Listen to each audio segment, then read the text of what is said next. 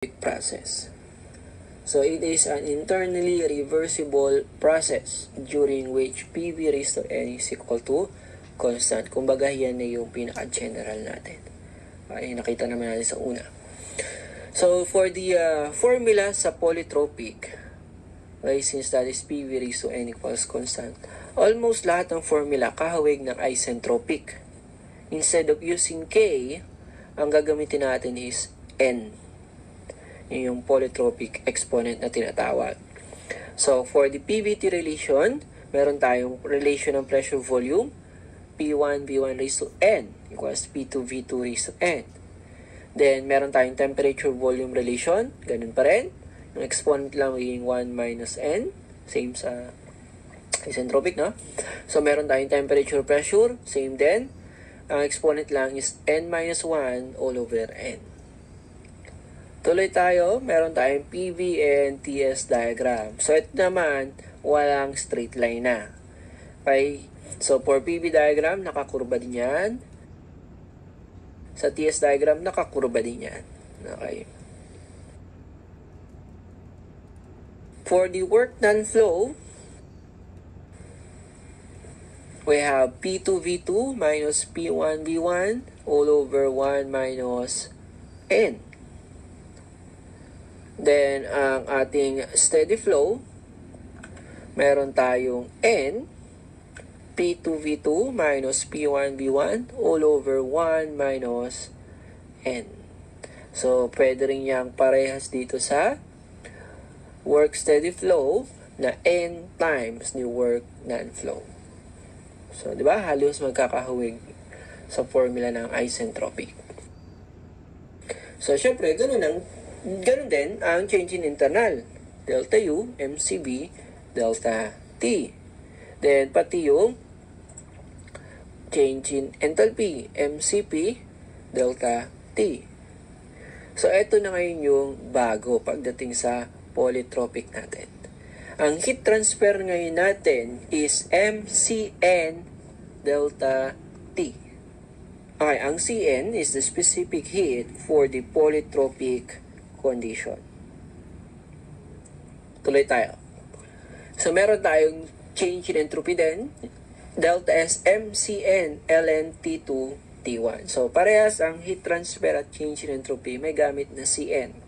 At ito ngayon ang solution for CN. Ang CN is CV.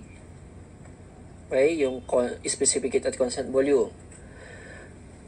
Times K minus 1 all over 1 minus N.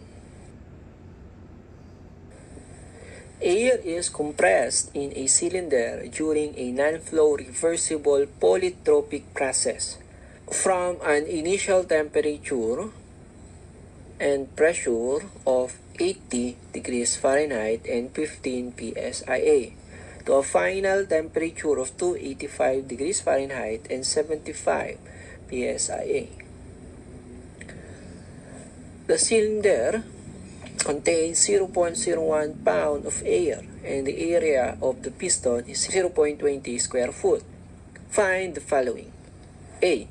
The value of polytropic exponent N. B. The work done. C. The change of internal energy. D. The heat transfer. E. The distance the piston moves during the process. Ito yung mga given ngayon natin. We have air. K is 1.4. Polytropic, so PV raised to N is constant. Temperature 1, 80 degrees Fahrenheit. Pressure 1, 15 psia. Temperature 2, 285 degrees Fahrenheit. Pressure 2, 75 psia. Mass 0.01 pound. Area ng piston 0.20 square foot. Ang required una is the polytropic exponent, N. So, ang solution natin, titingin tayo sa given. Ang given natin, may dalawang temperature, may dalawang pressure. So, under polytropic process, ang formula ay ito. Then, substitute natin, ay yung temperature, parehas may plus 460. Lalabas ang polytropic exponent, 1.25. Tuloy lang tayo. Ito pa rin yung given natin. Then, dagdagan lang natin yung given. This time, kakailanganin natin ang R ng air, 53.34 foot-pound force per pound mass degree Rankine. And, kailangan rin natin dito yung nakuha natin polytropic exponent kanina, 1.25. So, ang required is the work. Sinabi sa problem, non-flow. So, for the formula, that is P2 V2 minus P1 V1 all over 1 minus N. And since wala tayong volume, pwede namang kunin. Kaya lang, this time, papalitan natin ang pressure volume ulit ng MRT. So, we will arrive to the work non-flow, MR, T2 minus T1 all over 1 minus N. Then, substitute natin yung mga nasa given natin, pati yung N. Lalabas ang work non-flow, negative 437.39 foot-pound force. Next tayo. This time, ang kakailanganin naman natin dito is the specific heat at constant volume. So, we have 0.1714 BTU per pound degree Rankine. Yan ay property ng air, kaya dapat tanda. The required naman na susunod ay change in internal. So, for the formula, hindi naman yan nagbabago, MCV T2 minus T1. So, substitute natin. Then, magka-cancel ang pound. Magka-cancel yung Rankine. So, we have now the answer, change in internal energy of 0.3514 BTU. Tuloy lang tayo. Meron tayong next required, the heat. Dalawa yung gagawin nating solution. Una, pwedeng ito. First law equation. We have heat equals delta U plus work non-flow. At ang work non-flow na natin nakuha kanina, ito. Okay?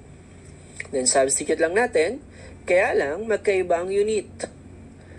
Ang delta U is BTU. Ang work non-flow is foot-pound force. So, kailangan natin convert yung isa.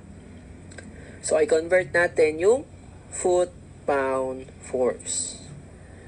So, meron tayo ngayong lalabas na heat, negative 0.2108 BTU. Okay, ito naman yung susunod natin na solution para sa heat. Kung sakaling hindi natin kinuha yung internal energy at saka yung work non-flow. So, pwedeng ito.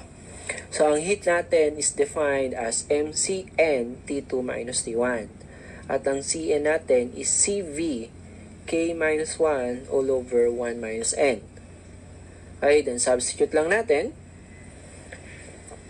Lalabas ang CN muna natin, negative 0.1028 BTU per pound Rankine. Then substitute na natin sa original equation for the heat, MCN delta T.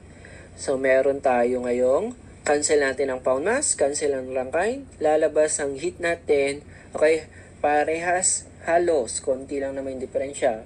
Siyempre, yung mga approximation natin, error, kaya may difference na sobrang liit naman. Heat is negative 0.2107 BTU. And, ang kakailanganin natin dito ay ang gas constant ulit natin, 53.34 foot-pound per pound mass Rankine. And side dyan, mas maganda ma-visualize natin. Ito yung diagram natin. So, sinabi sa problem, nag-compress daw yan. Kaya ito yung una nating diagram. Then after nag-compress, ito yung magiging diagram natin. And ito yung mga dimension din, lagay natin. We have the area, 0.20 square foot. At ang hinahanap, ano rin yung displaced na to? Delta L. So, yun yung required. At ang solution natin, so we have change in volume equals area delta L. At ang change in volume natin is volume 1 minus volume 2. Okay, bakit naging ganyan? Kaya nga tayo may diagram para mas mapadali tayo. Ano mas malaki? Di ba mas malaki itong volume 1 kumpara sa volume 2? So, yung difference na yon is volume 1 minus volume 2. I-define natin yan from ideal gas. we have MRT over the pressure. So, kaya pag sinubstitute natin yan dito, ito ngayon yung magiging working equation na natin. MR, T1 over P1 minus T2 over P2. Kasi hindi naman constant ang temperature pressure, kaya sila yung magkakaroon ng minus ng subscript. Equals area, then change in the length or the displaced. So, substitute lang natin. We have 0.1 for the mass, R 53.34, temperature 1, 80 plus 460, pressure 115, minus temperature 2, 285 plus 460, over 75. Then, yung mga conversion, meron tayo itong 1 over 144, y equals 0.20. Then, change in the length. So, for the units, kita naman natin dyan, cancel ang pound mass, cancel ang Rankine, cancel ang pound force, cancel ang inch square, then both side pares may feet square, cancel. So, lalabas ang change in length natin, etong na unit niya, yung naiwan, foot or feet. So, we have change in the length, 0.4828 foot.